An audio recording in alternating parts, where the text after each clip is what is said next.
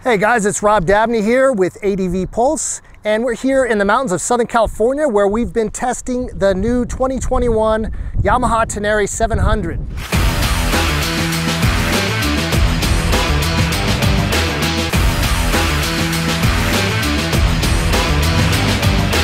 When the T7 concept first came out in 2016, it took the internet by storm. Everybody wanted this bike. It was light, simple, and performance oriented. Eventually, the concept turned into the Yamaha Tenere 700 that you see now. It's a little bit more toned down than the concept bike, but still pretty much fits the same mold.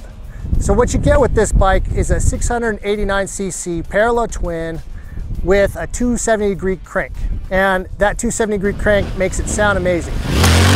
It's actually the same engine that they use in the MT-07 naked bike with a few tweaks to the ECU. They've put in a longer stroke motor on this, and it makes all of its power on the low end, and it'll out-torque a lot of bikes that are much bigger than it. So it's an interesting motor in that sense that it feels a lot like a thumper when you're riding it off-road in terms of how it delivers the power to the ground. And you don't feel like it's losing traction as easily as you would normally expect. You don't have to rev it to the moon to get power going. It's just right there, right off the throttle. It also comes with 21-inch front wheel and an 18-inch rear, so proper off-road wheel sizes. Getting it all stopped, you have the Brembo brakes front and rear with 8.3 inches of travel up front and 7.9 in the rear. And that's fully adjustable front and rear. And it comes with just about everything you need to go on an adventure. You've got a nice size windscreen, a 4.2 gallon tank for a range of about 200 miles if you're easy on the throttle. You've got hand guards for protection. You do have a skid plate that's standard equipment. Also, you've got this GPS bar, which is pretty cool. You can mount your GPS or your phone there.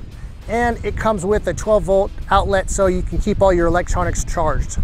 There's no rear rack, but you can get one as an accessory option. As far as the seat height, it's actually pretty low for a performance-oriented adventure bike like this one. It's 34.4 inches with the standard seat. This one is the rally seat, which is 1.6 inches higher, so that brings it up to 36 inches. And that is actually perfect height for someone my height at 6'2". But for shorter riders, the stock seat will give you a lot of confidence just to be able to throw a leg over it much more easily. Yamaha kept it really basic. You know, there's just an LCD screen that looks like it's something from the early 2000s. And it's got a basic on-off button for your ABS and switches for just going through the menus either on the display, or you can do it with the thumb switch here. It has no traction control at all, no rider modes, just ABS. That's the only electronics that it has. For a lot of riders, keeping it basic is a great thing. With all the electronics we have on modern adventure bikes, a lot of riders are just fearful that they're gonna get stuck in the middle of nowhere with some electronics problem that they just can't get fixed. So this bike just keeps it nice and simple, and all that also keeps the weight down as well by not having so much equipment. My first impressions getting on this bike, the first thing I noticed was how high the bars were. They felt really in that dirt bike position, and it just felt really good for off-road, stand-up position. With the standard seat, once you sit down, it was just a little bit too low, at least for a guy my size. But with the rally seat on it, everything just seems to work. You can slide up farther on the tank, and when you're doing your sit-down turns, you can do that on this bike with your weight forward.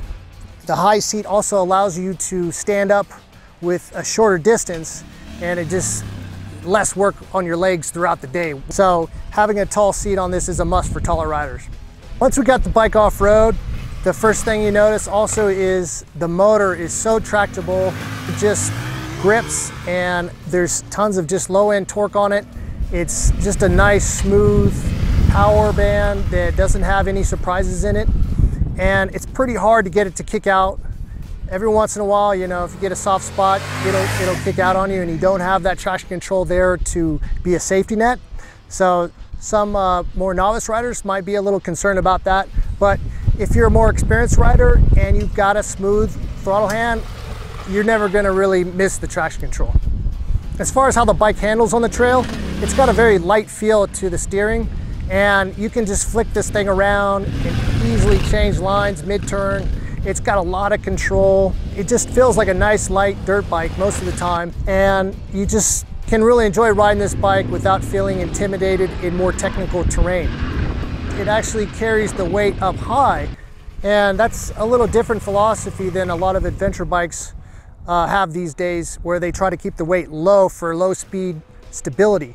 This bike has a smaller tank and the fuel is held up high, and that actually lightens up the steering a bit because the bike is kind of falling into turns, but it's still light enough to where you can recover easily while you're riding.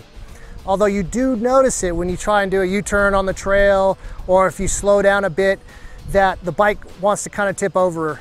But overall, the characteristics of this bike are very playful and fun.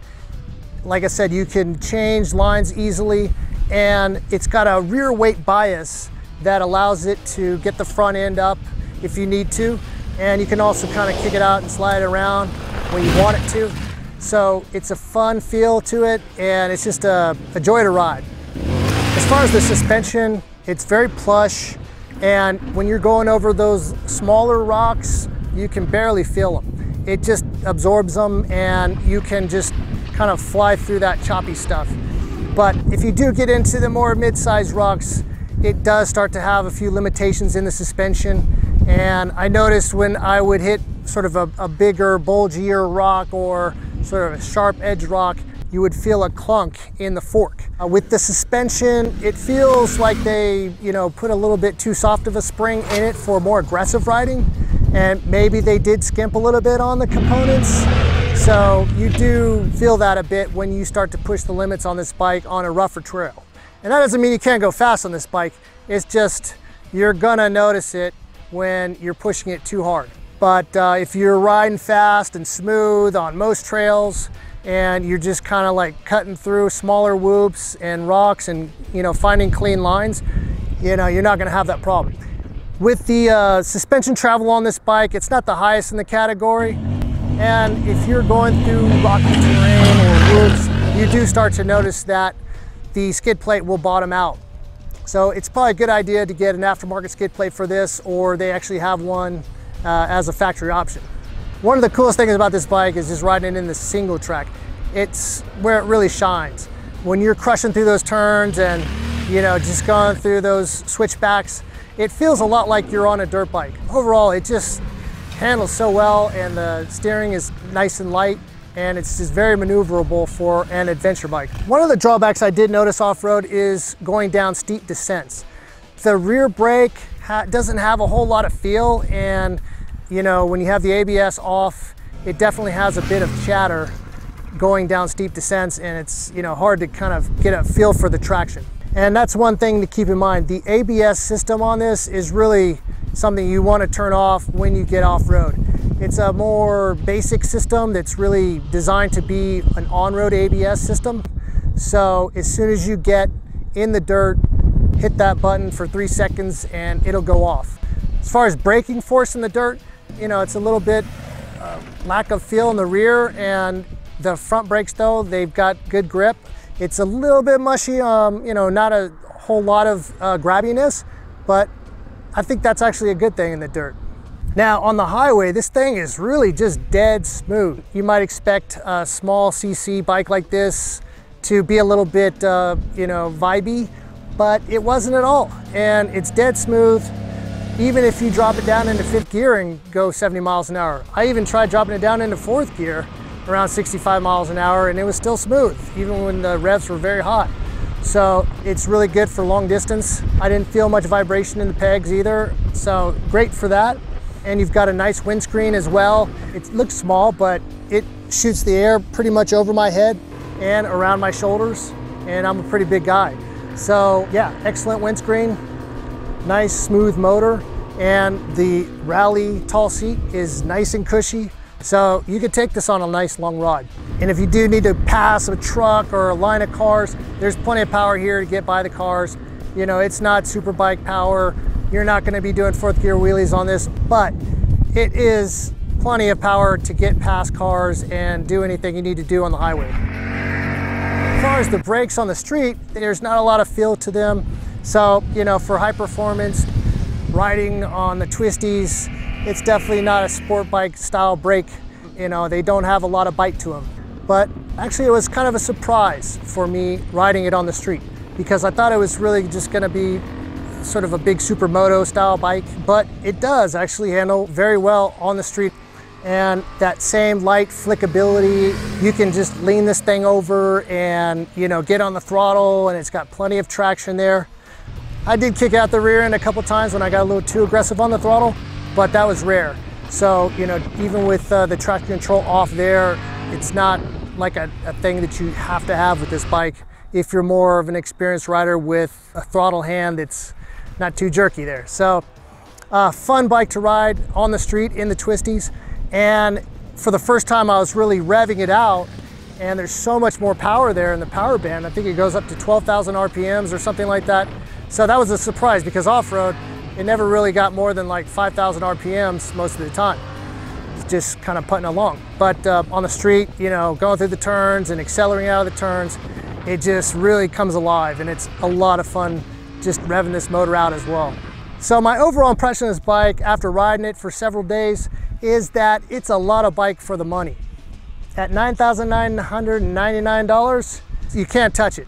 Probably the closest competition is gonna be the KTM 790 Adventure R. And with that bike, you're gonna spend another $3,000 in this. Then maybe if you wanted to go to a KTM 690 or a Husqvarna 701, and then upgrade it to make it into an adventure bike with a windscreen and bigger tanks, the starting price is $2,000 more than this, plus thousands of dollars more that you have to pay in upgrades. Now those bikes are definitely more hardcore off-road. Not that you can't go fast on this bike, not that you can't go anywhere that those bikes can go, but those bikes have a much higher spec suspension, and even, you know, after upgrading a 690 and putting all the equipment, you're still gonna be probably 50 pounds lighter than this bike. But if you are an aggressive rider, and with that price range, you've got cash left over to do some upgrades on it. You could go out and take this to a suspension shop on day one and be so close in terms of the performance to one of those bikes.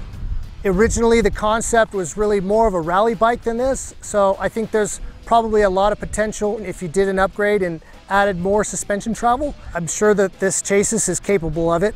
And the other thing that you get with this bike is that it's just so low tech. With that, you can expect it to be more reliable, you know, just simple. It has a maintenance interval on this for the valve adjustment at 24,000 miles, which is pretty amazing. You're getting a lot of value with this bike. I really think it's just an amazing bike that they put together, even though it does have a few drawbacks here and there. But I think overall, those can be addressed in the aftermarket, and this bike has just got tons of potential. So we're pretty excited about this new Tenere 700, and we're looking forward to getting it out on more adventures this year, seeing what it can do, and also seeing how it matches up with some of the competition. So stay tuned for more analysis on it. And for now, you can go to our website at advpulse.com and get the full review on this bike. So thanks for watching.